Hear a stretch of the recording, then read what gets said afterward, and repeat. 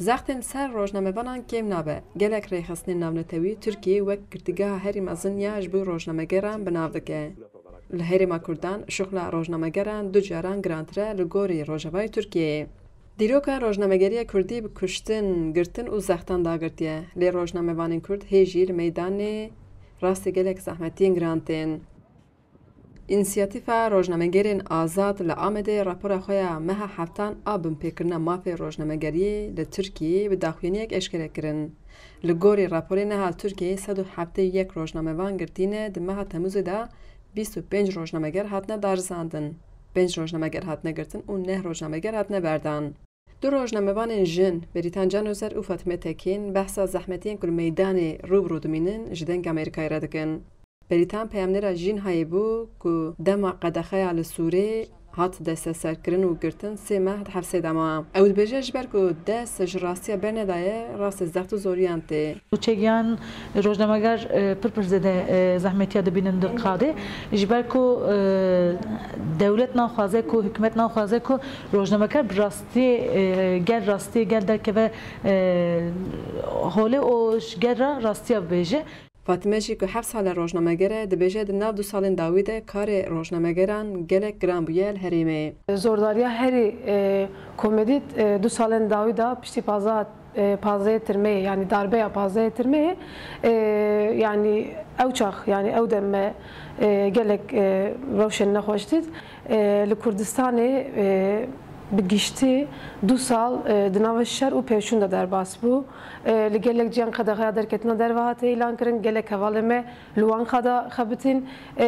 Ez rast nav rojnamevantiyê şer nekir lê ez jî demek dirêj çûm wê derê.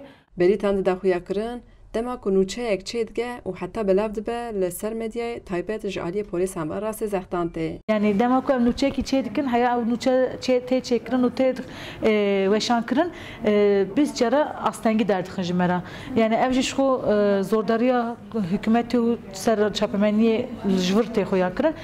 Bi vîya re ji xwe dema ku em çi nûçeyekî temaşe dikin heya ku daxuyanî dixede biz cara me taciz dikin. Yani bi destê xwe bi axaftinê xwe çavê xwe ku te gözlemlemiş dikin me zane ku dixwazin te wisa bitirsînin ays bikin. Fatime jî dide zanîn ku karê rojnamegeriya li meydanê 4 caran girantir dibe ji bo jinan. Yani li Herêmê karê ku em dikin karek gelek zehmet e. Dema tu jin bê ne 2 car 4 car zehmet e li gor min. Her wisa behsa serhatiyek xwe a bi polîsan ve dike. Herî dawî jî polîs midan seknandin. Yani tu tena serê xwe nikarî di kolan de derbas bî, tu nûçeyek binivîsînî, tu fotoğrafek bikişînî. Ji ber ku li Tirkiyeyê bêqanûnî rewşên bêxwe ew xas zêde bûne tu wek rojnamevanek dixwazî van rastiya van tiştên ku bêxwî tên meşandin derxî holê lê hikûmetekê ye tu li hemberî hikûmetê tu ew tiştên ku naxwazin derxin holê tu bi rastî derdixî holê mixabin yani tiştek wisa ku li hember we ew tê digoşin em jî li hember wan tê digoşin. Beritan dibêje digel zextan ew ê karê xwe bidomîne.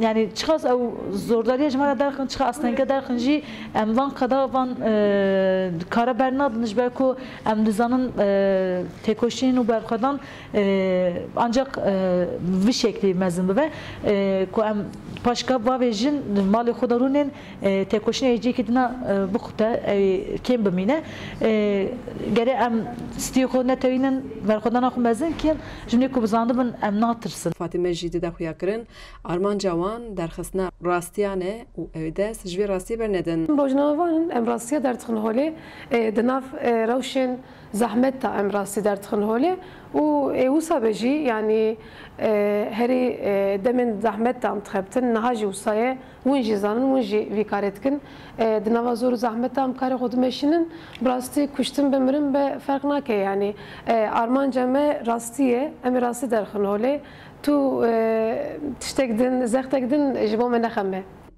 Xecî Canfarxîn, Deng Amerîka, Amed.